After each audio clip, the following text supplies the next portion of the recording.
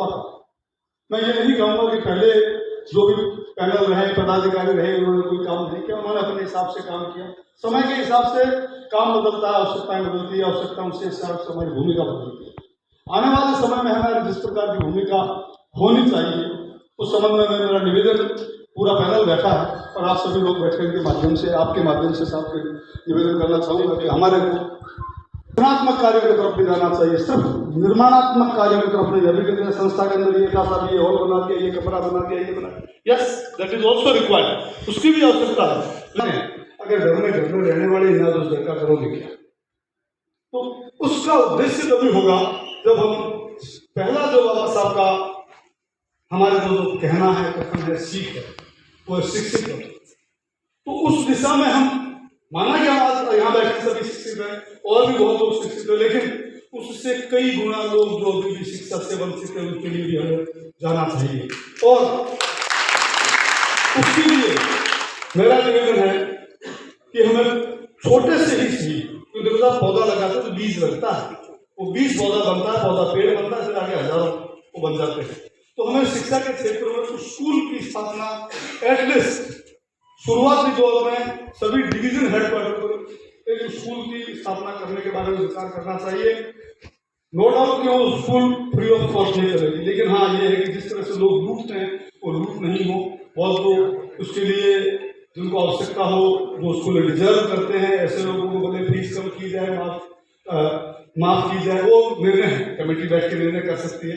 लेकिन हम रचनात्मक रूप से मतलब है, अन्यथा तो ठीक है, समय निकलता है, पहले भी निकल गया, आगे भी निकल जाएगा, लेकिन वो हमारा ध्येय नहीं है। उसके बाद हम तो ऐसे कुछ प्रकल्प भी हाथ में ले रहे हैं। जैसे मैं अभी 3 दिन पहले एक जैनियों के उसमें गया था, उन लोगों ने बड़ा, सभी की पीड़ा है कि भाई आत्महत्या मुक्त संसार, हालांकि मैं मानता हूँ यूटोपिया है, पूरी तरह से संभव नहीं, लेकिन एक अच्छा स्टेप तो अगर हम इससे किसी एक भी जान को बचा पाते हैं, कोई कम चीज नहीं। और हम तो आत्महत्याओं का घर है, बहुत सारी ऐसी आत्महत्याएं हम करते हैं जो आत्महत्या की श्रेणी में भी नहीं आती, नशे पत्ते में गलत करके हम मर जाते हैं, वो भी आत्महत्या है। और वो आत्महत्या के साथ साथ पूरे परिवार की और समाज की हत्या है। तो मैं ऐसे लोगों के लिए भी जो कुरीतियां हैं, नशा पता है, गलत आदतें हैं, इसके लिए भी लोगों को जागरूक करने की जरूरत पड़ेगी हमको। और हमारा समाज ऐसा समाज है, या ये मरीज एक ऐसा मरीज है जो चला के डॉक्टर के पास नहीं जाएगा, डॉक्टर को मरीज के पास डॉक्टर है, इनको बताया इनका मरीज को ऑपरेट नहीं करता, ऐसा ही हमारा मरीज विरोध करता है।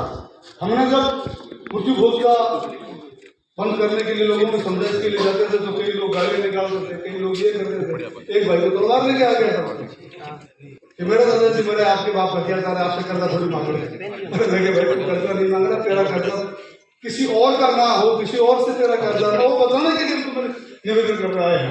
तो समाज के विकास के मामले में बहुत सारी चीजों पर काम करना पड़ेगा, क्योंकि ये राजनीतिक मंच नहीं है। तो मैं राजनीतिक पार्टीबाजी की बात तो नहीं करूंगा, लेकिन राजनीति की बात हमें जरूर करनी चाहिए, क्योंकि राजनीति वो संस्था है जो सभी संस्थाओं को रेगुलेट करती है। तो उसमें अगर आप सही ढंग से नहीं जाएंगे, सही ढंग के लोग नहीं जाएंगे, विचारवान लोग नहीं जाएंगे, तब तक नहीं होगा। हम लोग जो राजनीति में भेजने के लिए गलती करते हैं, मैं बहुत स्पष्ट शब्दों में कहना चाहता हूँ कि साहब काम कराना चाहिए। मैं आपसे एक बात पूछना चाहता हूँ, अगर बाबा साहब ये काम करते तो कितने लोग आज याद करते हैं? मान लीजिए 5-25 को नौकरी लगा देते, 25-50 का ट्रांसफर करा देते, कोई जानता क्या उनको? शायद वो लोग भी भूल गए होते, उनके परिवार के लोग भी भूल गए होते। जब काम आप नीतिगत करोगे, पूरे समाज के हित की बात करोगे, ठीक है, आपने प्लेटफॉर्म बना दिया, अब चलना तो उसको पड़ेगा। आज यदि साहब यहाँ विराज है, रेलवे यदि साहब के लिए नहीं था, रवि प्रकाश जी के लिए नहीं था, वो उन्होंने एक पूरे ग्रुप को एक करने के लिए किया, और उस चीज को हम आज भिन्न कर रहे हैं। जातीय संगठन बना है, कोई बुराई नहीं है, लेकिन जातीय संगठन का रोल क्या हो ये तो समझो। हर चीज को राजनीति से गुजर, हर चीज को राजनीति से गुजर। राजनीति राष्ट्रीय लोगों का काम है, यही लोगों का काम नहीं। किसी का मकान खाली करवा दिया, किसी के दूध मार दिया, किसी के ट्रांसफर करा दिया, इतना सा राजनीति नहीं है। राजनीति बहुत ऊपर है, इससे बहुत ऊपर जाना पड़ेगा, तब फिर जाके राजनीति समझ में आएगी। ऐसा राजनीति का मीनिंग क्या है? अगर राजनीति का मीनिंग समझ बाबा साहब से उन्होंने बिना चुनाव लड़े वो काम करके जो हम सारे आज तक चुनाव लड़के भी नहीं करते। उसके लिए जरूरी है कि हम चीज को समझें, सिद्धांत को समझें, न्याय को समझें। अगर जब तक हम लोग जाति, धर्म और इस चीज की राजनीति करेंगे, कोई भी राजनीति जो इन आधारों पर होती है, चाहे जाति पे हो, चाहे धर्म पे हो, भाषा पे हो, क्षेत्र पे हो, वो अल्टीमेटली समाज को नुकसानकारक करती है। कुछ थोड़े लोगों को फायदा भले हो जाए, चंद लोगों का भले हो जाए, लेकिन society at large, country at large कभी भी कितनी होता है। उसके लिए बाबा साहब के बताए हुए मार्ग को चलते हुए सिद्धांत की राजनीति अपनाइए। तो सिद्धांत की राजनीति एक ही चीज हो सकती है, जो पीछे है, जो कमजोर है, गरीब है, उसको आगे कैसे बढ़ा सकते हैं, उसको कैसे आगे ला सकते हैं, इसके अलावा और कोई सिद्धांत नहीं है। अगर बाबा साहब ये चीज नहीं करते, तो जाति के आधार पर अगर बात करते, तो ये जातियों के आधार पर ही वो आरक्षण करते। उन्होंने यही सोच कर किया कि कम से कम कुछ लोग तो साथ हो। उन्होंने जाकर के हमारे को एक साथ किया, हम वापिस भाग रहे।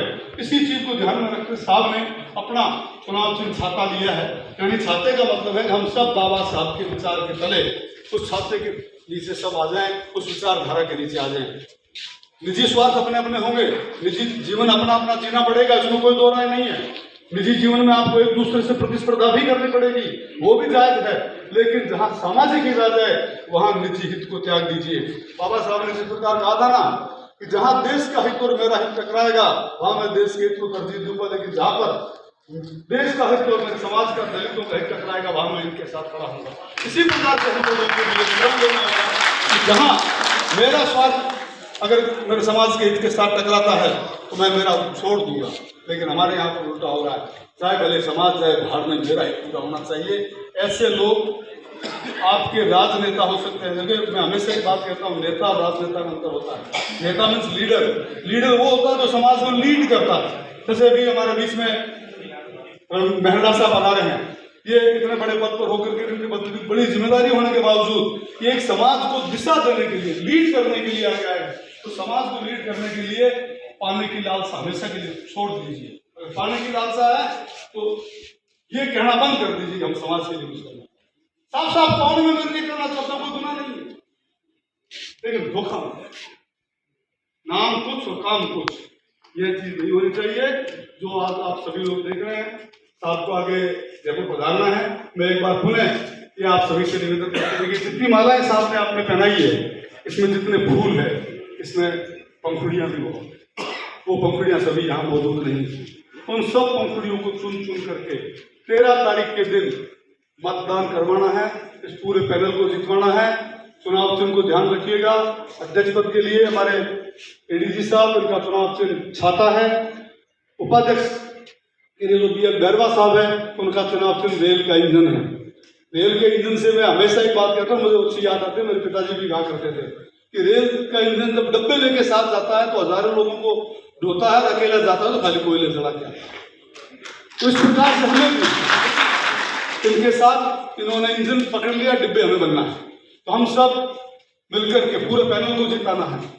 GL वर्मा साहब बड़े संघर्षशील और जुझारू आदमी है, इनको किसी से भिड़ाना तो भिड़ा दो, भले तैयार इंजन से भिड़नेंगे। तो ये समाज इसके अंदर कहीं भी अपनी लड़ाई लड़ने से पीछे नहीं रहेंगे। जनरल सेक्रेटरी के लिए जो हमारे खड़े हुए हैं, इनको भी जिताना है। और जब सभी ने बात कही कि धन का एक अपना आप में बहुत बड़ा महत्व होता है, बहुत इंपॉर्टेंट रोल होता है। कहते हैं ना, money is a good servant but bad master.